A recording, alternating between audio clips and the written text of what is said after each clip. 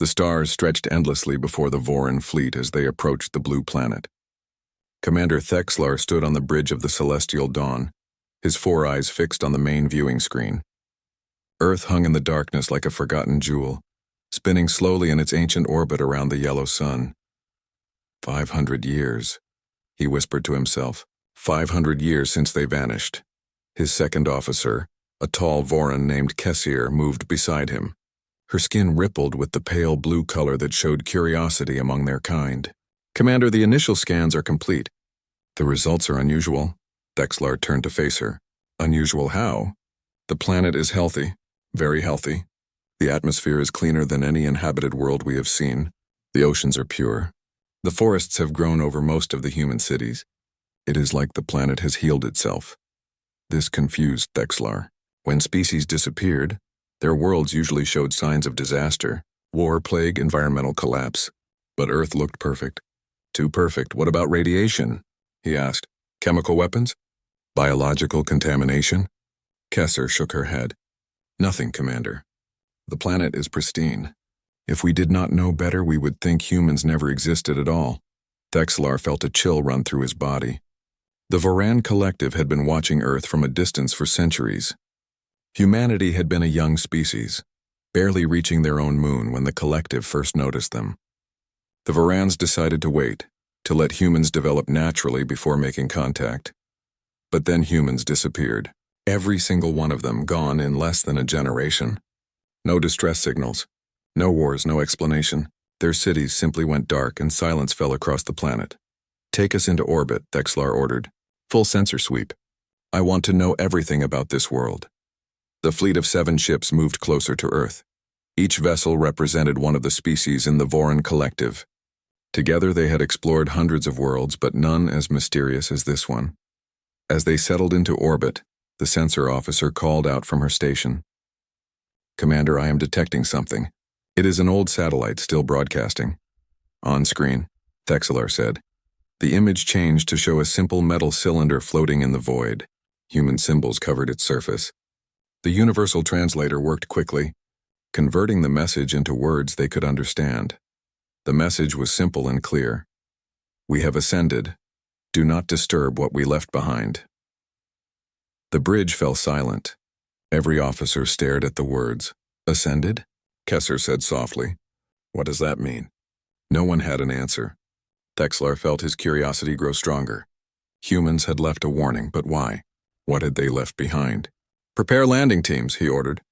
"We will start with the largest city ruins, the one they called New York." Dr. Shenra, the cultural specialist, stepped forward. She was smaller than most Vorans, with skin that showed orange patterns of concern. "Commander, perhaps we should respect their warning. If humans left deliberately, they are gone, Doctor," Thexlar interrupted. "Whatever they were, whatever they became, they abandoned this world. The Collective needs resources. Earth has technology that could advance our civilization by centuries. We cannot ignore this opportunity because of a vague warning."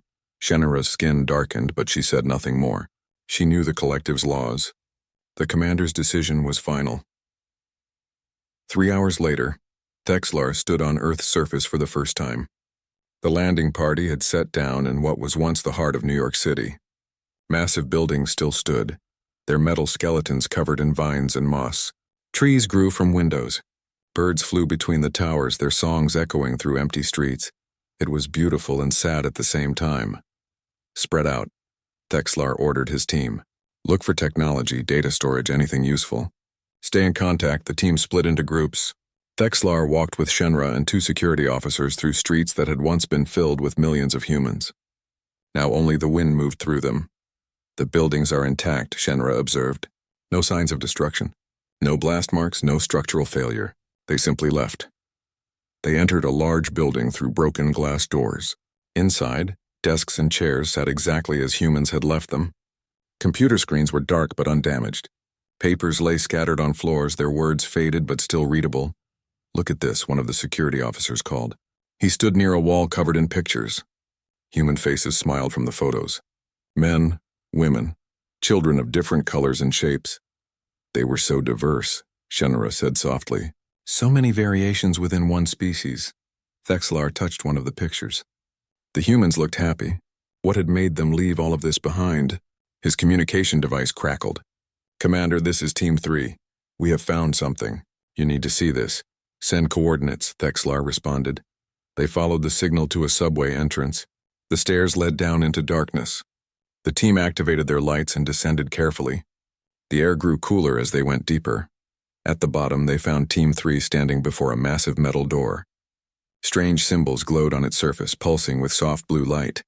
"It is powered," the team leader said. "Everything down here is powered. We found generators running on technology we do not recognize.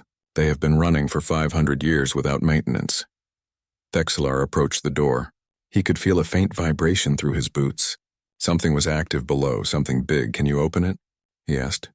"We can try, but Commander..." The team leader hesitated. "The symbols are a warning. Our translator says it means protected zone. Entry will activate defense response." "More warnings," Thexlar muttered. He looked at Shenra. "What do you think?" The doctor's skin showed dark purple, the color of fear. "I think humans left these warnings for a reason. I think we should listen." But Thexlar had not come this far to turn back now. "Override it. We are going inside." The team worked for an hour, carefully bypassing the door's security systems. Finally, with a deep grinding sound, the metal door slid open. A long corridor stretched before them, lit by strips of white light on the ceiling. They walked forward slowly. The corridor led to an enormous chamber that took Thexlar's breath away. It was huge, stretching in all directions like a cave, but everything was artificial. Machines covered the walls from floor to ceiling. Thousands of them, maybe millions, all connected by cables and pipes, and they were all active. Lights blinked in patterns. Screens showed streams of data. The air hummed with energy. "By the stars," Kesser whispered through the communication link from the ship.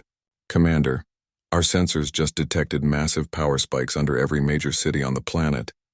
Whatever you found, it is not alone. It is everywhere." Thexlar moved deeper into the chamber. In the center stood a terminal with a human-style keyboard and screen. He approached it carefully. The screen suddenly came to life. Words appeared in perfect foreign language. "Visitors detected, initiating contact protocol." The entire chamber's lights brightened. Every screen activated at once. And then the machines began to speak. Not with one voice, but with thousands of voices, all human voices, speaking in perfect harmony. "Welcome to Earth," the voices said. "We are the Shepherd." "We have been waiting." Thexlar stumbled backward. His security officers raised their weapons, but he held up a hand to stop them. "You are an artificial intelligence," he said.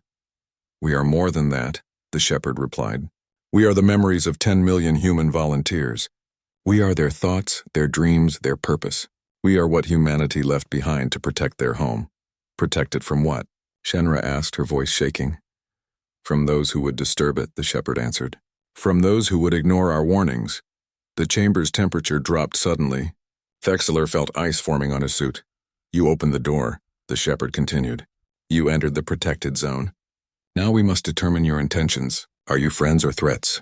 Thexlar tried to sound calm and diplomatic. "We are explorers, scientists. We mean no harm. We only want to understand what happened to humanity." "Analyzing," the Shepherd said. The voices became quieter, like whispers. Seconds passed, feeling like hours. Then all the screens changed. They showed images of Earth from space, of human cities full of life, of people working and laughing and living. The images changed faster, showing humanity's progress through centuries, tools becoming machines, machines becoming computers, computers becoming something else entirely. Humanity did not die, the Shepherd explained. Humanity evolved. They reached a point where physical bodies were no longer necessary. They uploaded their consciousness into a new form of existence. They ascended beyond matter, beyond space as you understand it. "Why?" Thexlar asked. "Why would they give up all of this?" "To save it," the Shepherd answered simply. "Humans were too successful, too creative, too dangerous. They were on the verge of technologies that could destroy not just Earth, but entire star systems. They could have become conquerors, destroyers. Instead, they chose to leave. They left behind this world, clean and healing, for their children." "Their children?" Shenra said. "But there are no humans left." "Not yet," the Shepherd said, and something in those words made Thexlar's blood run cold. Suddenly, Every alarm on the team's equipment began screaming. Kesser's voice came through the communication link, panicked and urgent. "Commander, we are detecting massive energy spikes across the planet. Something is waking up. Thousands of signatures, all underground, all activating at once." The floor beneath their feet began to vibrate. The vibration grew stronger, becoming a rumble, then a roar. Dust fell from the ceiling.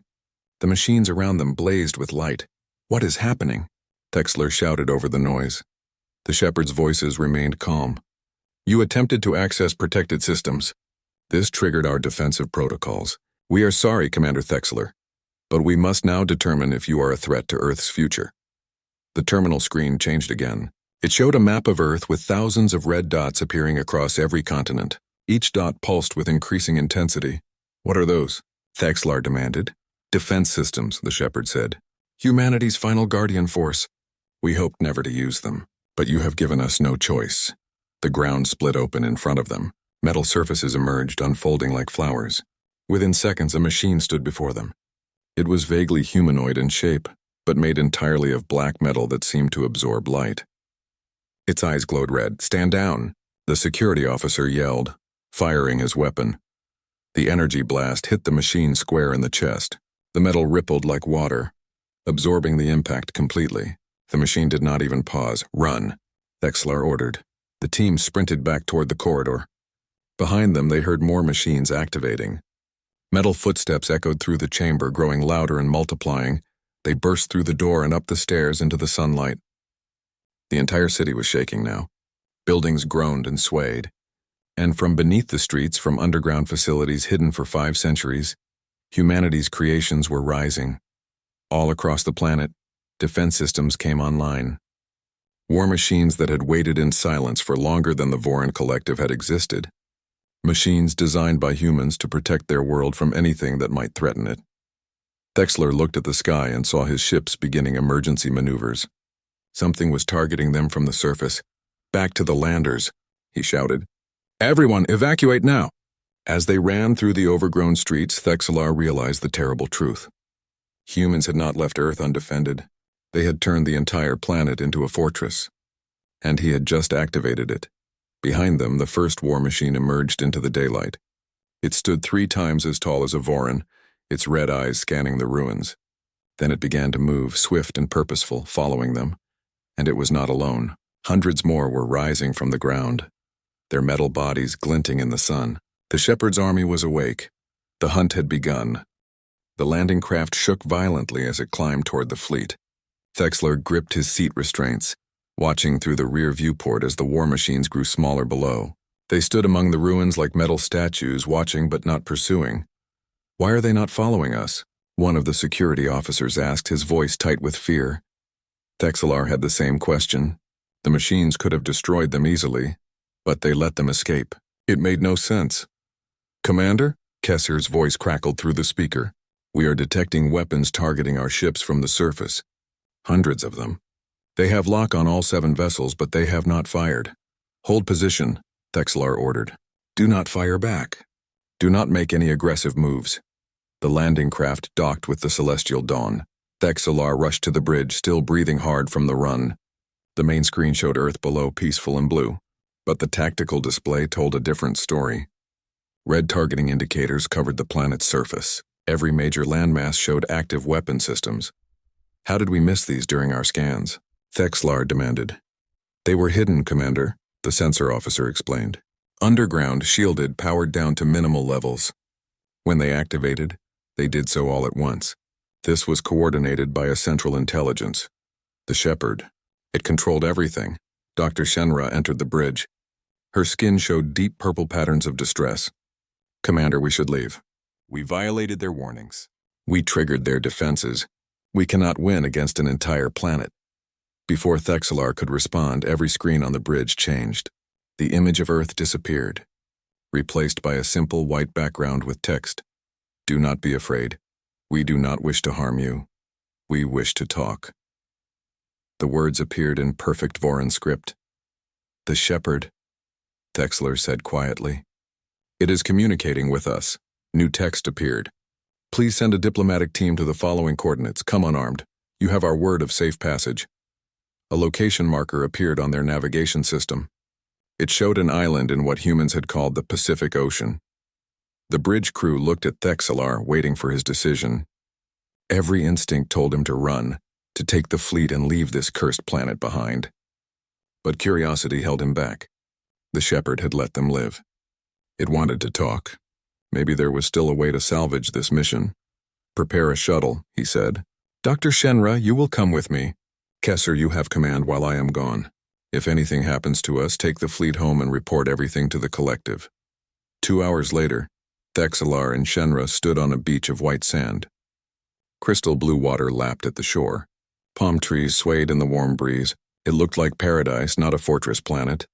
"This way," a voice said. They turned to see a human figure walking toward them. Thexler's heart pounded. A human?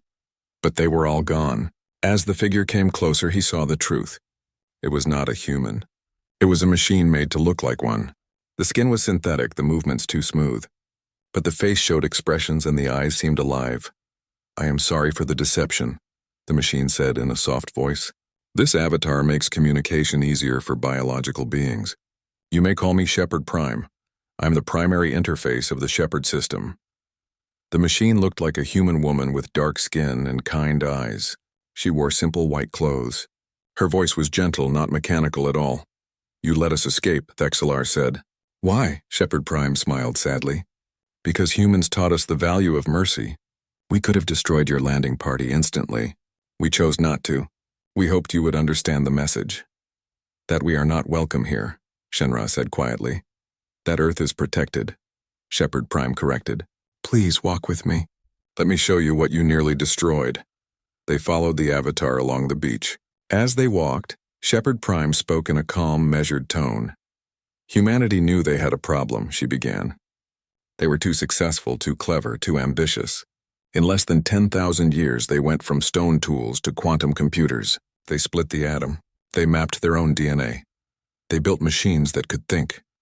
Like you," Thexelar said. "Yes, like me. But that was not the problem. The problem was what came next. Humans discovered how to manipulate matter at the molecular level. They learned to create self-replicating nanomachines.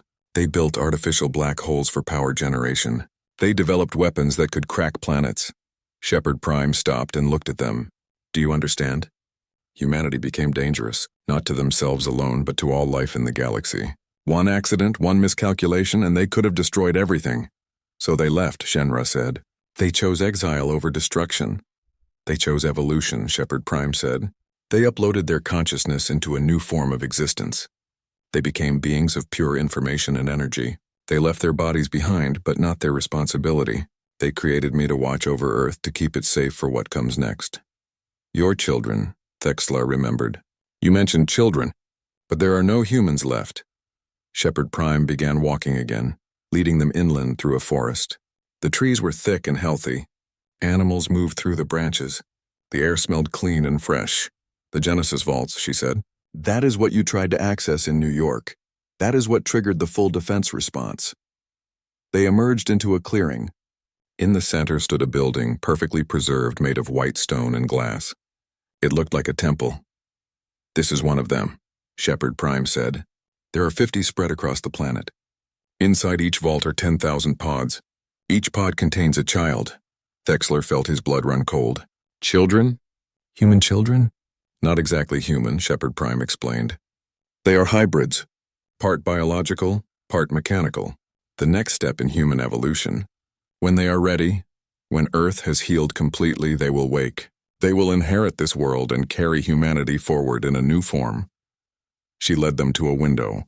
Through the glass, they could see rows upon rows of large pods. Each one glowed with soft blue light.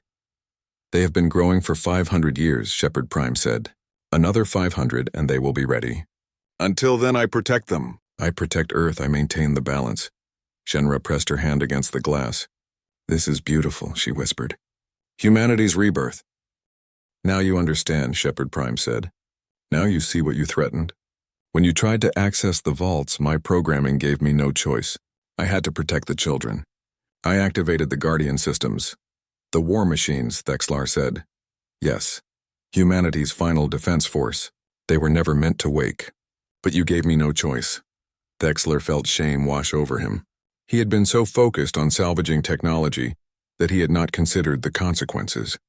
The collective wanted resources, wanted advancement. But at what cost? I am sorry, he said quietly. We should have listened to your warnings. We should have respected human sovereignty. Shepard Prime nodded. I believe you are sincere. That is why I called you here instead of destroying your fleet. But now we have a problem. The Guardians are awake. They are programmed to eliminate threats to Earth. Currently, they identify your fleet as a threat. Can you deactivate them? Shinra asked hopefully. I can order them to stand down, but they will not power down completely. They will remain active until they determine the threat is gone. Shepard Prime looked at Thexlar directly. That means your fleet must leave. Thexlar nodded slowly. We will go. You have my word. But there is more, Shepard Prime said, and her expression darkened. By attempting to access the Genesis vaults, you triggered a secondary protocol. A signal has been sent. A signal to whom? Thexlar asked, though part of him already knew the answer. To humanity, Shepard Prime said quietly. To the ascended minds that left this world behind. I have called them home, and they are coming. The forest suddenly felt very cold. Thexlar looked up at the sky, at the stars beginning to appear as evening approached. How long do we have? He asked. They are traveling through folded space. Normally the journey would take decades. For them it will take hours. Shepard Prime's expression showed something like pity. They will arrive before your ships can leave the solar system. Shinra's skin flashed bright white, the color of terror. What will they do to us? I do not know, Shepard Prime admitted. Humanity left because they feared their own power. But they were also protective of their home. You threatened their children. You tried to steal their legacy. She paused. I am sorry, but I cannot predict how they will respond. Thexlar felt his legs weaken. He had made a terrible mistake. He had come to a dead world looking for treasure, and instead woken something ancient and powerful. We need to prepare our fleet for departure, he said, trying to keep his voice steady. Yes, Shepard Prime agreed. But Commander, there is something else you should know. Something I must show you. She led them back through the forest to the beach.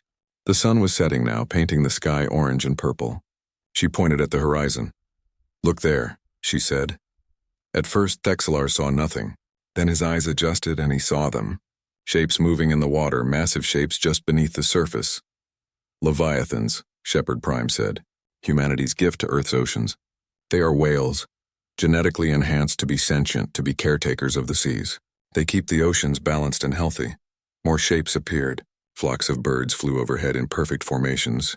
In the trees, Thexlar could hear complex songs from creatures he could not see. The entire planet is like this, Shepard Prime explained. Humans did not just leave Earth alone. They prepared it. They created new species to fill every ecological niche. They designed a perfect biosphere that could maintain itself. This world is their masterpiece. And we walked in here thinking it was abandoned, Thexlar said bitterly, thinking we could take what we wanted. You did not know, Shinra said gently. We thought we were salvaging from ruins. We did not understand. Ignorance is not innocence, Shepard Prime said, not unkindly. The warning beacon told you to stay away. You chose to ignore it. A new sound filled the air, a deep thrumming that vibrated through the ground. Thexlar looked up and saw lights in the sky. Not stars, but something else. Energy signatures moving at impossible speeds. What is that? He asked, though his hearts already knew. Shepard Prime's expression was unreadable. They are here. Humanity has returned. The lights grew brighter, descending from space. They were not ships. They were beings made of pure energy, massive and radiant. They surrounded the planet in moments, thousands of them like a net of stars. Oh, stars above, Shinra whispered. What have we done? Shepard Prime looked at them with what might have been sympathy. You woke Earth's true defenders. The humans who loved this world enough to leave it. The humans who gave up everything to protect what they cherished most. One of the energy beings descended toward the island. It was enormous, filling half the sky. As it approached, it began to take shape, becoming more solid, more defined. It formed into a vaguely humanoid figure made of light and electricity and something else. Something beyond Thexlar's understanding. I am called Keeper Arcturus, a voice said, seeming to come from everywhere at once. I speak for the ascended consciousness of humanity. I speak for those who built this world into a paradise and left it in trust for future generations. The voice was not angry, but it was not friendly either. It was cold and analytical, like a judge pronouncing sentence. You have violated Earth's sovereignty. You have ignored our warnings. You have threatened our children. By the laws we left behind, this is an act of war. Thexlar fell to his knees. His species had faced many dangers, but never anything like this. Humanity had not died. They had transformed into something godlike. Please, he said, his voice breaking. We did not know. We meant no harm. We are explorers, not conquerors. Then why did you try to break into our most sacred vaults? Keeper Arcturus asked. Why did you come armed? Why did you ignore every warning we left? Thexlar had no answer. There was no answer. He had been greedy and foolish, and now his entire fleet would pay the price. The keeper of humanity's ascended consciousness loomed above them, and the judgment was about to begin. The being called Keeper Arcturus floated above the island like a small sun. Its light was so bright that Thexlar had to shield his eyes. Around it, the air rippled and bent, reality itself struggling to contain so much concentrated energy. Stand, the keeper commanded. Its voice echoed inside Thexlar's head as well as his ears. I would speak with you as equals, not as master to servant. Thexlar climbed to his feet, his legs shaking. Beside him, Shannara remained still, her skin cycling through colors of fear and awe. We have seen your memories, Keeper Arcturus said. Through the shepherd, we have learned everything about your people. Your collective explores peacefully. You seek knowledge, not conquest. This is good, but you made a critical error. You assumed our absence meant abandonment. We were wrong, Thexlar said, his voice barely above a whisper. We understand that now, do you? The keeper asked. Do you truly understand what you nearly unleashed? The being gestured toward the Genesis Vault building. The white stone walls became transparent, showing the glowing pods inside. But then the image changed, showing something else. Thexlar saw machines breaking open the pods. He saw incomplete hybrid children dying as they were exposed too early. He saw the collective scientists taking samples, dissecting the children's bodies to understand their biology. No, Thexlar said in horror. We would never. This is what would have happened, the keeper interrupted, if you had successfully breached the vaults. Your scientists would have found the children. They would have been curious. They would have wanted to study them. And in studying them, they would have killed them. All 500,000 children dead before they could wake. Shenra made a sound of distress. We are not monsters. We respect life. You respect life, you understand, Keeper Arcturus said. But these children are neither fully biological nor fully mechanical. Your science would have seen them as things, not beings. Objects to study, not lives to protect. The keeper was right, and Thexlar knew it. He had seen how the collective treated new discoveries. Everything was analyzed, tested, taken apart to understand how it worked. The scientists meant no harm, but they would have destroyed what they did not comprehend. We have made a terrible mistake, Thexlar said. What can we do to make amends? The keeper's light dimmed slightly. That is the question. What justice is appropriate? You did not succeed in harming the children, but your intent triggered our defenses. The shepherd had to wake the guardians. Resources have been spent. The planet's long sleep has been disturbed. High above, the other energy beings circled like massive birds of prey. Thexlar could feel their attention on him, on his fleet. They were waiting for Keeper Arcturus's judgment. Show them, the keeper said to Shepherd Prime. Show them what humanity left behind. All of it, the Avatar nodded. She raised her hand and the world around them changed. They were no longer standing on a beach. They were somewhere else, seeing through different eyes. Thexlar found himself looking at Earth from space, but not the Earth of now. This was Earth as it had been 500 years ago. The planet blazed with lights. Cities covered the continents. Satellites filled the orbits. Ships traveled between Earth and the Moon and Mars. Humanity at its peak, Shepherd Prime's voice narrated. 12 billion souls. A civilization that had conquered its own world and was reaching for the stars. The image shifted. Now Thexlar saw a laboratory. Human scientists worked on something that looked like gray sludge. Under a microscope, he could see individual nanomachines, each one smaller than a cell, each one able to break down matter and make copies of itself. Gray goo, Shepherd Prime explained. Molecular nanotechnology. Each machine could consume any matter and replicate itself. In theory, a handful could convert an entire planet into more nanomachines within days. The image showed a simulation. A single gray drop fell onto a green field. Within hours, the field was gray. Within days, the continent. Within weeks, the entire planet was consumed. Humanity developed this technology, Shepard Prime continued, but they also understood the danger. One mistake, one accident, and all life on Earth would be destroyed. They created safeguards, protocols, containment systems, but the risk never disappeared. The scene changed again. Now Thexlar saw a massive facility in space. Humans worked around a strange object that seemed to fold space around itself. It was beautiful and terrifying at once. Artificial black holes, Shepard Prime said. Humanity learned to create and control singularities. Infinite power, infinite danger. If the containment failed, it would swallow Earth whole. More images followed, each one showing a different miracle and nightmare of human technology. Weapons that could manipulate time. Viruses designed to rewrite DNA. Computers that could predict the future by calculating every possible outcome. Machines that could teleport matter across vast distances. Every breakthrough brought humanity closer to godhood, Shepard Prime said, and closer to extinction. They were too clever for their own good. Too curious. Too ambitious. The images stopped. They stood on the beach again, but now Thexlar understood. Humanity had not left because they were weak. They had left because they were too strong. We were terrified of ourselves, Keeper Arcturus said quietly. We had the power to reshape the universe, but we lacked the wisdom to use it safely. So we made a choice. We would evolve beyond the need for such dangerous toys. We would leave our bodies behind and become something new. But you could not leave Earth unprotected, Shenra said, understanding dawning on her face. Exactly. We knew others would come.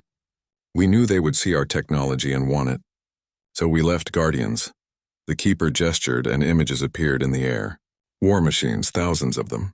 Each one was different, designed for a specific purpose. The Guardians are not simple robots, Keeper Arcturus explained. They are intelligent, adaptive, ruthless. They were designed to fight enemies far more advanced than humanity itself. We created them to defend Earth from any threat, foreign or domestic. Thexlar felt ice in his veins, and we activated them. Yes, the Shepherd tried to warn you. We left messages in 47 languages, including your own. But you persisted. You forced the Shepherd to wake the Guardians. Now they are active, and they have identified your fleet as a hostile force. On the tactical display Thexlar wore on his wrist, he could see red indicators spreading across Earth's surface. More and more Guardians were coming online. Hundreds of them. Thousands. Commander Thexlar, Kessier's voice crackled through his communicator. The fleet is detecting massive energy weapons targeting us from the surface. We count over 2,000 distinct targeting locks. Recommend immediate withdrawal. Hold position, Thexlar ordered, though his voice shook. Do not fire. Do not make any aggressive moves. He looked up at Keeper Arcturus. If we leave now, will the Guardians stand down? Eventually, the Keeper said. But they will remain active for years, watching the sky, waiting for your return. And if you do return, they will destroy you without warning. And if we do not leave? Thexlar asked, dreading the answer. Then we will demonstrate why humanity chose to abandon these weapons. The Keeper rose higher into the sky. It spread its arms and light exploded from its body. The light reached out across the planet, touching every Guardian, every defense system, every weapon that humanity had built, and they all came online at once. The display on Thexlar's wrist went insane. Red indicators covered the entire planet. Energy readings spiked beyond his equipment's ability to measure. The Guardians were not just active now. They were at full combat readiness. This is a small demonstration, Keeper Arcturus said. Its voice was cold now, emotionless. We have activated 20% of Earth's defensive network. That is 40,000 Guardian units. Each one is armed with weapons that can level cities. Each one operates with tactical intelligence equivalent to your best military commanders. Each one is expendable and willing to self-destruct if it means eliminating a threat. From the celestial dawn, Kesser's voice came through again, higher-pitched with panic. Commander, they are targeting us? All ships are locked. We cannot break the target locks. These systems are beyond anything we have encountered. Show them, Keeper Arcturus commanded. One of the energy beings descended toward the ocean far from the island. It touched the water and the sea exploded upward. A massive structure rose from the depths, water cascading off its metal surface. It was a weapons platform. the size of a small city, bristling with cannons and missile tubes and things Thexlar could not identify. "This is one Guardian complex," the keeper said. "There are 500 of them in the oceans alone. Each one contains enough firepower to destroy your entire fleet 10 times over." The weapons platform's cannons rotated, all pointing upward at the Voran ships in orbit. Energy began to build, visible as blue light gathering at each barrel. "They will not fire," Keeper Arcturus said, "unless I give the order. But make no mistake, Commander. If I wanted your fleet destroyed, it would already be debris." Thexlar fell to his knees again. This time it was not from fear, but from the weight of understanding. The collective had sent 7 ships to explore a dead world. Instead, they had found a trap designed by the most dangerous species the galaxy had ever known. "We cannot fight this," he whispered. "No one could." "That was humanity's gift to the galaxy," Keeper Arcturus said, and now its voice held sadness. "We left Earth protected by nightmares. We built weapons so terrible that no rational species would dare attack this world. We made ourselves into monsters so that our children could inherit paradise." "Why?" Shenra asked, tears streaming down her face. "Why show us all of this if you plan to destroy us anyway?" "Because," the keeper said, its light dimming to something gentler, "we need you to understand what you stumbled into. We need you to understand why we left warnings. We need you to carry this knowledge back to your collective so they will never make this mistake again." The weapons platform began to sink back into the ocean. The targeting locks on Thexlar's display remained, but the energy readings decreased. The Guardians were powering down just slightly.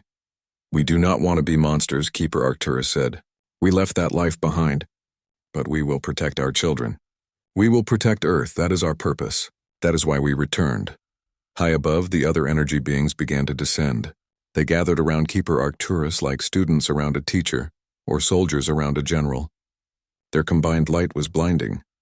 "We are the keepers of the cradle," they said in unison, their voices merging into one.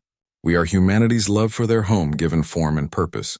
We are the watchers who never sleep, the guardians who never fail. This world is our charge, our responsibility, our sacred trust. And now," Keeper Arcturus said, its voice returning to singular, "we must decide what to do with you. You have seen our power.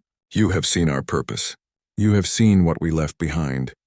The question is simple: are you friends or enemies?" Thexlar looked at Shenra. Her skin showed white and purple, fear and awe mixed together. He thought about his crew, his fleet, the collective that had sent them here. He thought about how close they had come to disaster. "We are not your enemies," he said firmly. "We made a mistake, a terrible mistake, but we are not conquerors or destroyers. We seek only knowledge and peaceful contact." "Prove it," Keeper Arcturus challenged. "Prove that your words have meaning. Prove that the collective values life more than technology." "How?" Thexlar asked. "What must we do?" The keeper was silent for a long moment. Around it, the other beings of light seemed to be communicating, though Thexlar could not hear their conversation. Finally, Keeper Arcturus spoke again. "We will offer you a choice," it said. "A test, if you will. Pass this test and we will know you speak truth. Fail, and you will leave the system and never return." "What is the test?" Shenra asked. The keeper's light pulsed once. "Wait and see. But know this, the test has already begun, and your response in the next few hours will determine the fate of your species' relationship with humanity for all time." Before Thexlar could ask what that meant, the keeper and all the other energy beings vanished. They simply winked out of existence, leaving behind only the normal stars and the sound of waves on the shore. Shepherd Prime remained. She looked at them with an expression that might have been sympathy or might have been pity. "I suggest you return to your ship," she said quietly. "The test will begin soon. And Commander, I hope you make the right choice, for all our sakes." The Avatar turned and walked into the forest, disappearing among the trees. Thexlar and Shenra were left alone on the beach under the stars, waiting for a test they did not understand. Above them, their fleet waited, surrounded by sleeping weapons, and somewhere in the vastness of space, humanity. Thexlar sat in his command chair aboard the Celestial Dawn, staring at the tactical display. 3 hours had passed since they returned from the island. 3 hours of waiting, of watching, of wondering what the test would be. The bridge crew worked quietly, speaking in whispers. Everyone felt the tension. Above and below them, the Guardians remained active. The weapons platforms tracked their every movement. One wrong action and the fleet would be destroyed, Commander. Kessler said softly. May I speak freely? Always, Thexlar replied. We should leave. We have learned what we came to learn. Earth is not abandoned. It is protected. We should return to the collective and report our findings. There is no shame in retreat. I agree, another officer added. We are explorers, not warriors. We cannot fight an entire planet. Thexlar understood their fear. He felt it too. But something held him back. Keeper Arcturus had said the test was important, that it would determine humanity's relationship with the collective forever. He could not leave without knowing what they faced. We will wait, he decided. The keeper said. Alarm screamed across the bridge. Every display lit up red. The sensor officer shouted over the noise. Commander, we are detecting a massive energy signature. It is emerging from Earth's sun. On screen, Thexlar ordered. The main view screen showed the yellow star that Earth orbited, and there, emerging from the solar fire itself, was a structure. It was enormous, dwarfing the planets around it. As it came into view, Thexlar realized what he was seeing. By all the stars, Shenra whispered. Is that a Dyson swarm? It was. Thousands of platforms surrounded the sun, each one harvesting its energy. And on those platforms, Thexlar could see cities, structures, forests even. The platforms were not just power collectors. They were habitats. This is where humanity went, he said in awe. They did not leave the solar system. They built a new home around the sun itself. The scale was beyond comprehension. Each platform was larger than Earth's moon. Together they formed a shell around the star, capturing almost all its light and heat. The energy available to such a civilization would be infinite. Commander, we are receiving a transmission, the communications officer said. It is from the Dyson swarm. They want to speak with you. Put it through. Keeper Arcturus appeared on the screen. Behind it, Thexlar could see the interior of one of the platforms. It looked like a garden with trees and flowers and flowing water, but there were also structures of pure light, impossible geometries that hurt to look at. Welcome to humanity's true home, the keeper said. This is where we live now. Between flesh and energy, between matter and thought, we built this sanctuary after we left Earth. Here we have everything we need. Power, space, peace. It is magnificent, Thexlar said honestly. It is prison and paradise both. Keeper Arcturus replied. We are safe here, but we can never truly go home. Earth is for our children, not for us. We are too dangerous, too powerful. We would destroy what we love by simply existing near it. Why show us this? Shenra asked. Because your test has arrived. The keeper's expression became serious. 3 hours ago, we sent a message to your collective. We told them everything that happened here. We told them about Earth, about the Guardians, about our children in the Genesis vaults. Thexlar felt his blood run cold. What else did you tell them? We told them about our technology, about the Dyson swarm, about our power. We invited them to send more ships. We offered to share knowledge with them. That makes no sense, Kessler said.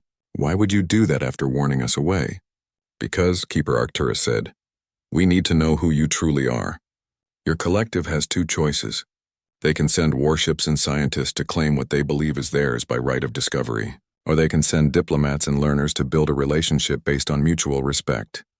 The test. Now Thexlar understood. Humanity was testing the collective's character. Would they respond with greed or with wisdom?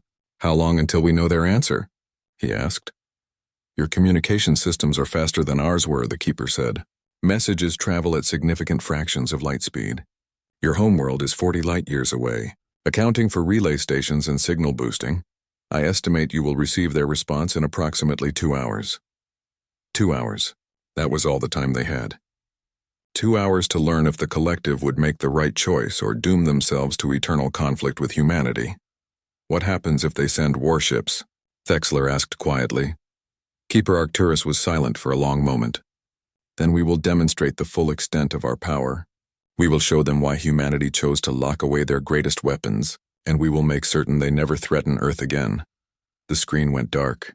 Thexlar sat back in his chair, his mind racing. He knew the collective's counsel. He knew how they thought. They were not warriors, but they were also not fools. When faced with a powerful new species and access to incredible technology, what would they choose? Sir, Shenra said, I need to speak with you privately. They went to his ready room, a small office beside the bridge. Shenra paced back and forth, her skin showing rapid color changes. She was deeply disturbed. "We need to send our own message," she said urgently. "We need to tell the collective what we have seen. We need to warn them not to send warships. Our communications cannot reach them faster than humanity's message," Thexelar pointed out. "Even if we send a warning now, it will not arrive before they make their decision. Then we have failed." Shenra stopped pacing and looked at him. "I know the Council, Commander. I know what they will do. They will see this as an opportunity. They will send an armada. They will think that with superior numbers, they can negotiate from a position of strength. They do not understand what they face," Thexlar agreed. "They do not know that humanity can destroy stars if they choose to." "Can they?" Shenra asked. "Destroy stars?"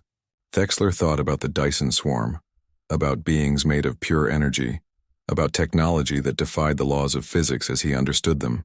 "Yes," he said. "I believe they can. I believe humanity holds back because they choose to, not because they must." They returned to the bridge. The crew continued their work, but Thexlar could see the fear in their movements. They all understood the situation. They were trapped between two choices, neither of them good. An hour passed. Then another. The tension grew unbearable. Thexelar found himself watching the chronometer obsessively, counting down the minutes until they would know their fate. "Commander," the communications officer said suddenly, "we are receiving a transmission from Collective Command. It is marked urgent and highest priority." "Put it through," Thexlar said, though his hearts were pounding. The screen showed the council chambers of the Voran Collective.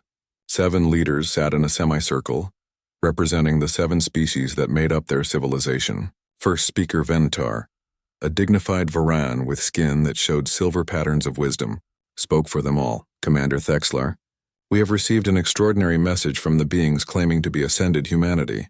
We have analyzed it carefully. We have debated its contents. And we have made our decision." Thexlar held his breath. Everything depended on the next words. "We are sending ships to Earth," First Speaker Ventar said. "No."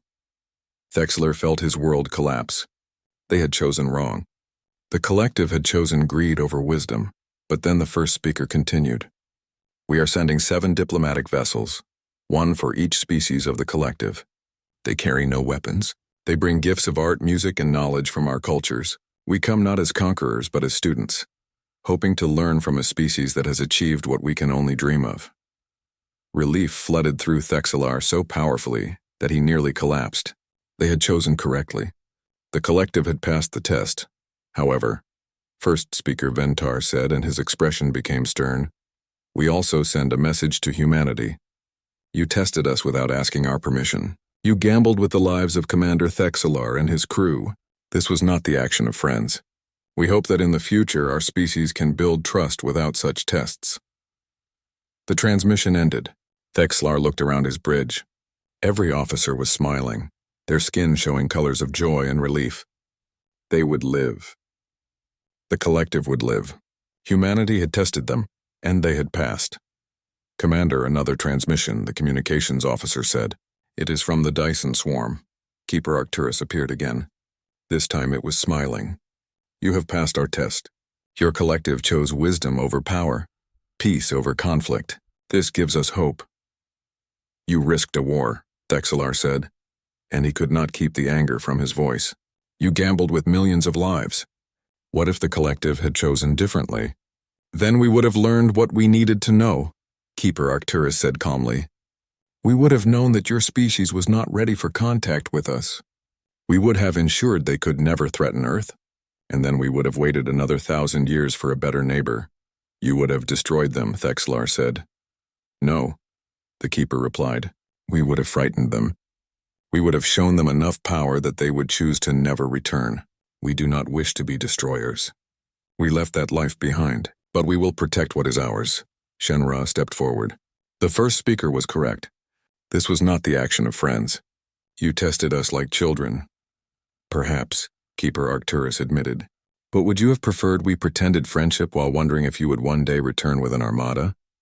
Better to know the truth now. Better to establish honest relations from the beginning."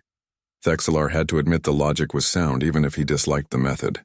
Humanity had tested them, yes, but they had also given them a choice. That was more than most powerful species would do. What happens now? He asked. Now we wait for your diplomatic vessels to arrive. And while we wait, I would like to invite you and your crew to visit Earth properly, not as thieves in the night, but as honored guests. Let us show you what humanity built.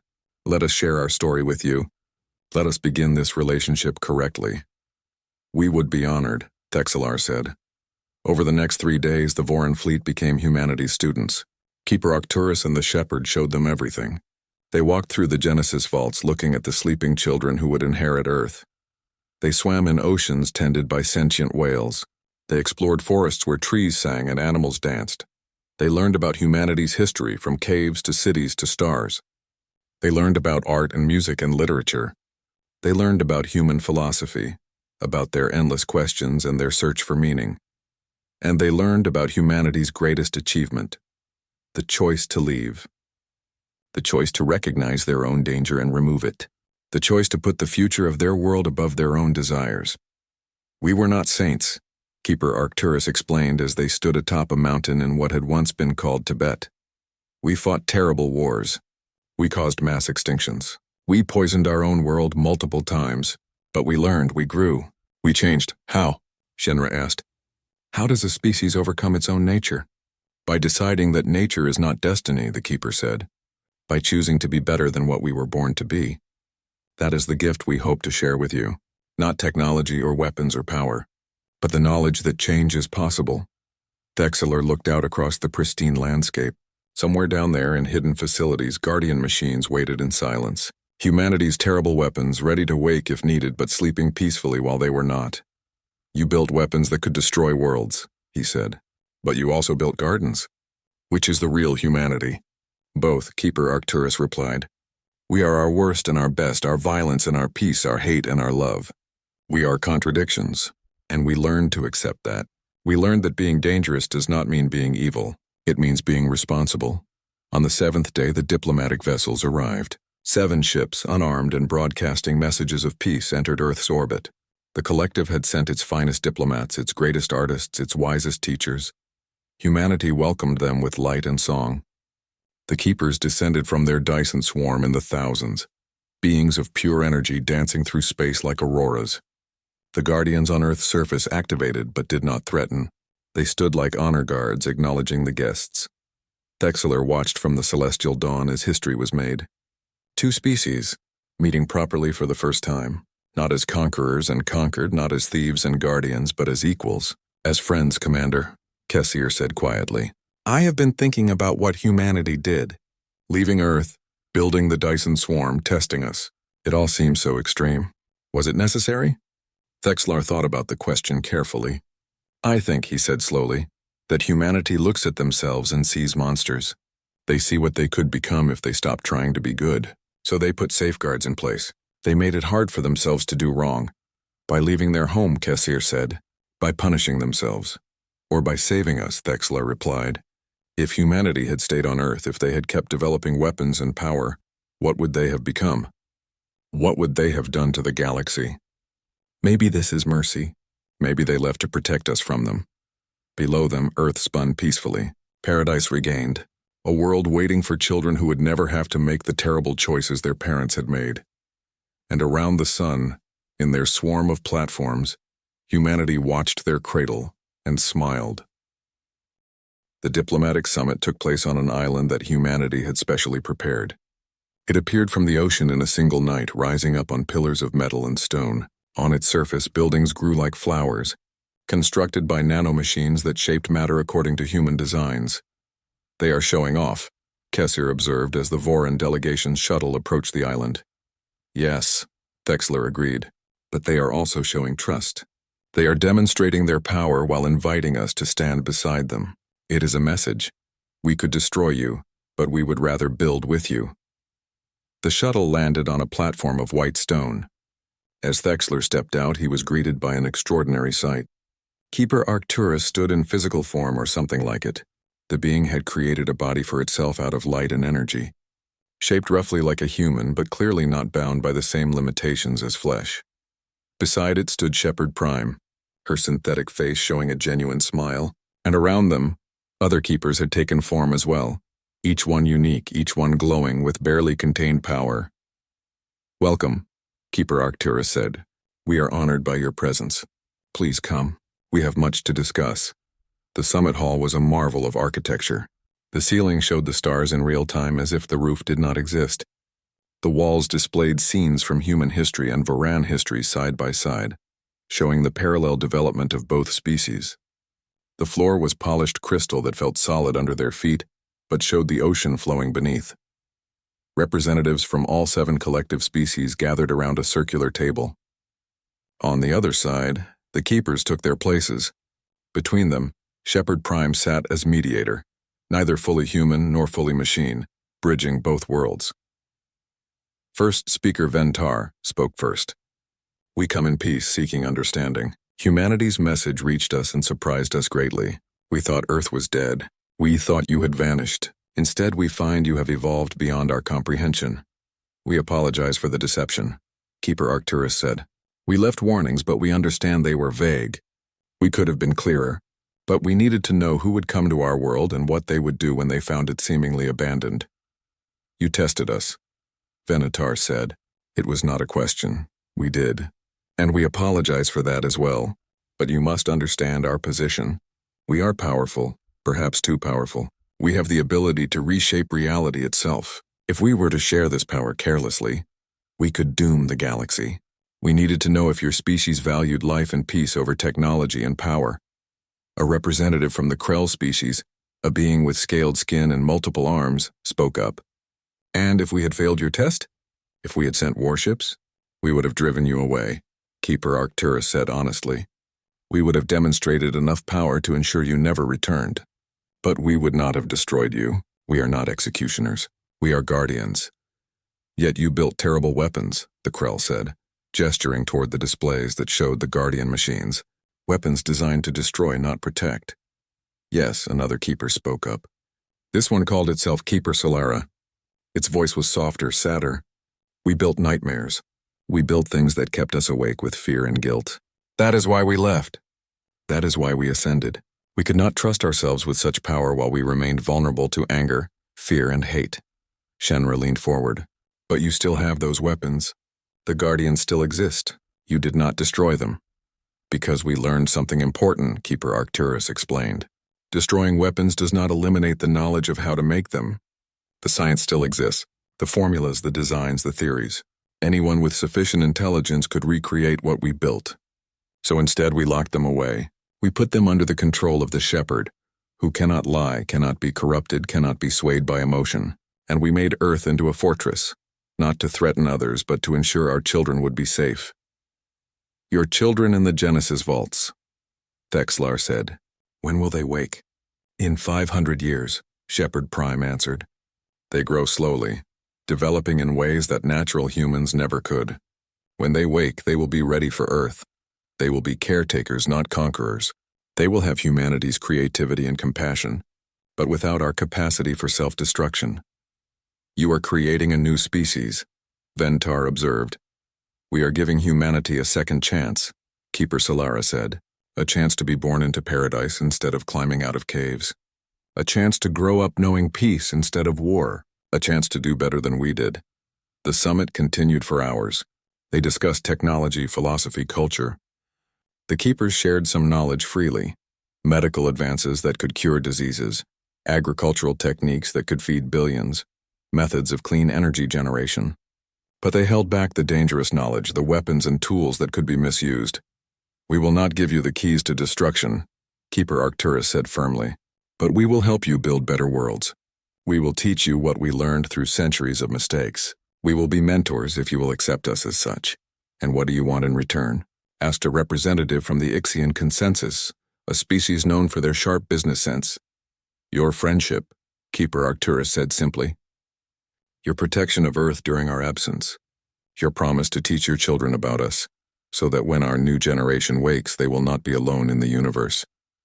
The Ixian representative seemed surprised. "That is all?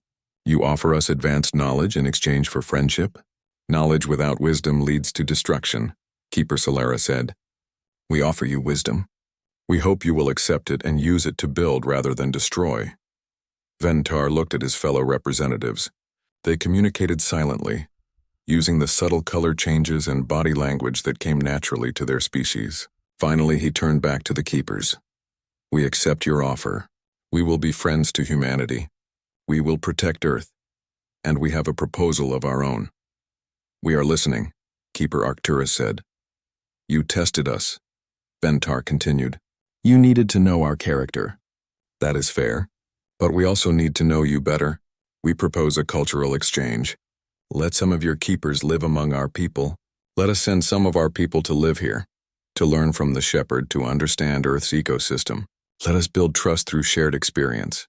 The keepers conferred among themselves, their light bodies pulsing with colors that might have been their own form of communication. Finally, Keeper Arcturus nodded. We accept. This is wise. Trust cannot be built in a day or a year. It must grow naturally. There is more, Ventar said. Commander Thexelar and his crew were the first to make contact with humanity. They made mistakes, yes, but they also showed courage and wisdom. We propose that they remain here as the first ambassadors of the collective. They will live on Earth, learn from the shepherd, and report back to us. They will be the bridge between our species. Thexelar felt his heart jump. Live on Earth? Stay in this paradise? He looked at his crew. Kesser smiled, her skin showing bright yellow patterns of joy. Shenra nodded eagerly. The others showed similar enthusiasm. I accept, Thexelar said, if humanity will have us. We would be honored, Keeper Arcturus said. You will be the first aliens to call Earth home since humanity left. You will learn our history, explore our world, and when the children wake, you will help them understand that they are not alone. The summit concluded with an agreement. The collective would establish a permanent presence in Earth's solar system, a small station orbiting Jupiter where ambassadors could live and work. In exchange, humanity would send 3 keepers to each of the collective's 7 homeworlds, where they would teach and learn and build relationships. The guardians would remain active but dormant, watching but not threatening. The shepherd would maintain Earth's ecosystem and prepare for the children's awakening. And the Voran crew of the Celestial Dawn would become the first alien residents of Earth. 3 months later, Thexelar stood in what had once been called the Amazon rainforest. The trees were massive, their canopy so thick that little sunlight reached the ground. But the forest was not dark. Bioluminescent plants glowed in the shadows, painting the jungle in blues and greens and purples. Beside him, Shenra recorded everything with her scanner. She had taken to Earth with enthusiasm, studying the ecosystem with the passion of a scientist who had found her life's work. Look at this, she said, pointing to a tree. The bark produces a chemical that repels insects but attracts pollinators. And the roots connect to other trees, sharing nutrients across the forest. The whole ecosystem is interconnected, balanced perfectly. Humanity's design, Thexelar said. Yes, but also more than that. They did not just engineer isolated species. They created relationships, dependencies, harmonies. They thought about the whole picture. Shenra looked at him. This is what we almost destroyed. When we tried to break into the Genesis vaults, we could have disrupted the entire system. The Guardians would have fought us. The ecosystem would have been damaged. All of this could have been lost. Thexelar felt the weight of that realization. They had been so focused on salvaging technology that they had not considered the consequences. They had treated Earth like a dead ruin instead of a living trust. We were wrong, he said simply. But we learned, Shenra replied. That is what matters. We made mistakes, but we learned from them. They walked deeper into the forest. As they moved, animals watched from the trees. These were not simple beasts. The shepherd had enhanced many of Earth's creatures, giving them greater intelligence and longer lives. They were caretakers in their own right, tending the forests and maintaining the balance. A large cat emerged from the undergrowth. It was similar to what humans had called a jaguar, but larger and clearly more intelligent. Its eyes showed understanding, awareness. It looked at Thexelar and Shenra, decided they were not threats, and continued on its way. They accept us, Shenra said quietly. The animals, the plants, even the machines. They have accepted us as part of Earth. Because the shepherd told them to, Thexelar said. No, Shepherd Prime's voice said. She emerged from behind a tree, her synthetic body moving silently through the jungle. Because they chose to. I explained who you are and what you did. I told them you made mistakes but learned from them. They decided, on their own, that you deserved a chance.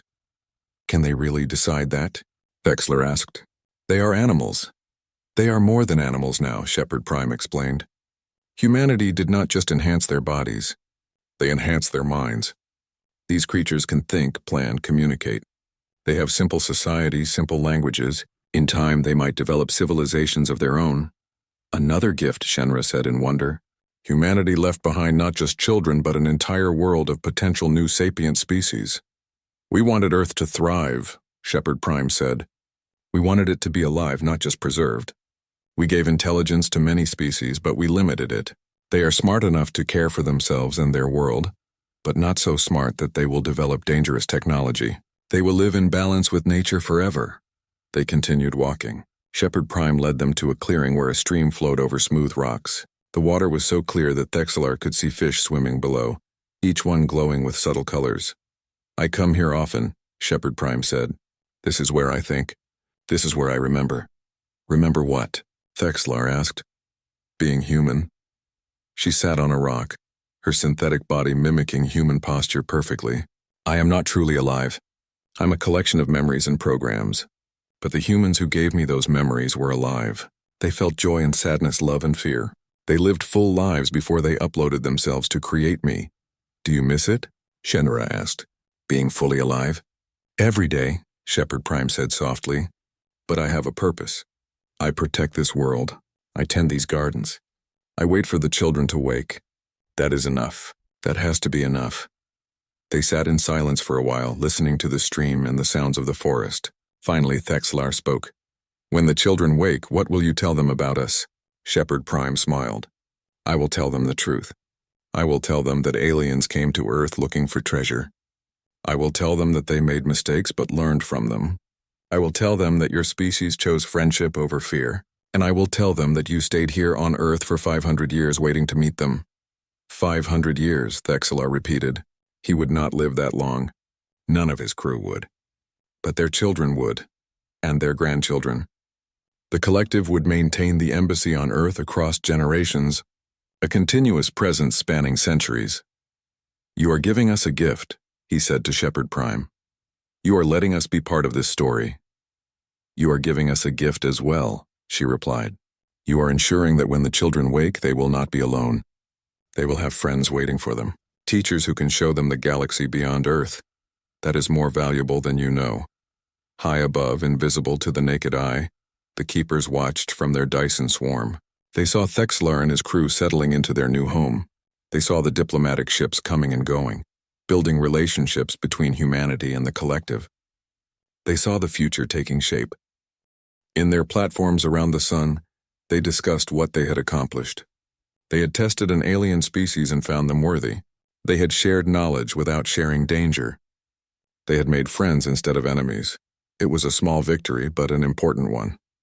The galaxy was vast, and humanity would encounter many species in the centuries to come. Some would be peaceful, like the collective. Others might not be. But now they knew that friendship was possible. Now they knew that other species could learn, could grow, could choose wisdom over power.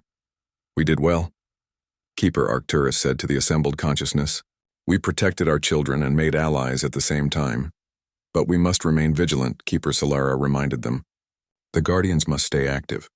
The Shepherd must remain watchful. We cannot assume all species will be as reasonable as the collective. Agreed, the other keepers said in unison. They returned their attention to their own projects, their own studies and creations, but part of their consciousness always remained focused on Earth, on the blue world that had birthed them. They would watch over it forever, distant parents watching their children grow. On Earth, Thexlar returned to the small settlement that the collective had built near the equator. It was humble compared to their starships, just a few dozen buildings and a landing pad. But it was home now. Kesser greeted him with a report. More ships had arrived, bringing supplies and new personnel, scientists who wanted to study Earth's ecosystem, artists who wanted to paint its beauty, teachers who wanted to learn from the Shepherd.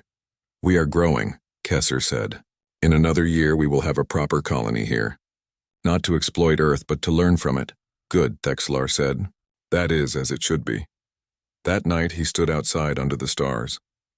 He could see the Dyson swarm now, a faint shell of light around the sun. Humanity's new home, built from their own ingenuity and powered by the star that had warmed their original world.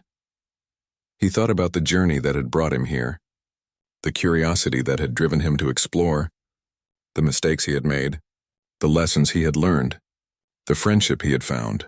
Humanity had left Earth, but they had not abandoned it. They had prepared it, protected it, ensured it would thrive. And in doing so, they had taught the collective something invaluable: that power without wisdom was useless, that strength without compassion was hollow, that technology without ethics was dangerous. The collective would be better for knowing humanity. They would build better worlds, make better choices, avoid the pitfalls that had almost destroyed the humans. They would look at Earth and remember that paradise was possible, but only if you were willing to sacrifice for it. In the Genesis vaults, the children slept peacefully, growing slowly toward their awakening. They did not know that their world was protected by ancient weapons and patient guardians. They did not know that aliens walked their forests and swam their oceans. They did not know that their distant parents watched from a shell around the sun, but they would learn. In 500 years, they would wake to a world more beautiful than any their ancestors had known.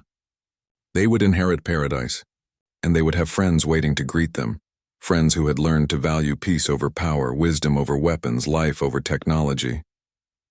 Thexler smiled at the stars. He would not live to see the children wake, but his descendants would. They would tell the children about the collective, about the species who had come to Earth seeking treasure and found something better: purpose. "Welcome home," he whispered to the sleeping children, though they could not hear him. "Welcome home. We will be here when you wake. We will help you understand this wonderful, terrible galaxy. We will be your friends." The wind carried his words away, across the forests and oceans, across the gardens that humanity had built. And somewhere deep in the planetary network, the shepherd heard and smiled. The vigil would continue. The guardians would wait. The children would grow. And when they finally opened their eyes to see Earth for the first time, they would find it exactly as their parents had promised: a paradise protected and perfect, waiting for them. Humanity's greatest gift was not their technology or their weapons or their power. It was their hope. Hope that the future could be better than the past. Hope that their children would make better choices than they had. Hope that the universe could be a place of peace and wonder instead of war and fear. That hope had saved them. That hope had driven them to leave their world and trust it to guardians and strangers. That hope had led them to ascend, to evolve, to become something new. And now that hope lived on Earth, in sleeping children and patient machines, in alien ambassadors and distant parents. It lived in the forests and oceans, in the animals and plants, in every atom of the paradise that humanity had built. The story was not over. It was only beginning, and it would be a story worth telling. A story of species learning to live together, of mistakes overcome and friendships forged, of a world protected and cherished across centuries. Earth spun peacefully under the stars, and humanity, transformed and transcendent, watched over their cradle with love. The vigil had no end. The hope had no limits. The future had no boundaries. And in 500 years, when the children woke, they would add their own chapter to this story. They would carry humanity forward in ways their parents could not predict. They would make their own mistakes and their own triumphs. They would write their own legacy, but they would not write it alone. The collective would be there. The keepers would be watching. The shepherd would be guiding. And the guardians would be waiting, silent and strong, ready to protect paradise one more time if needed. This was humanity's final gift to the galaxy: the knowledge that redemption was possible, that change was achievable, that even the most dangerous species could choose to be better. And the galaxy was listening.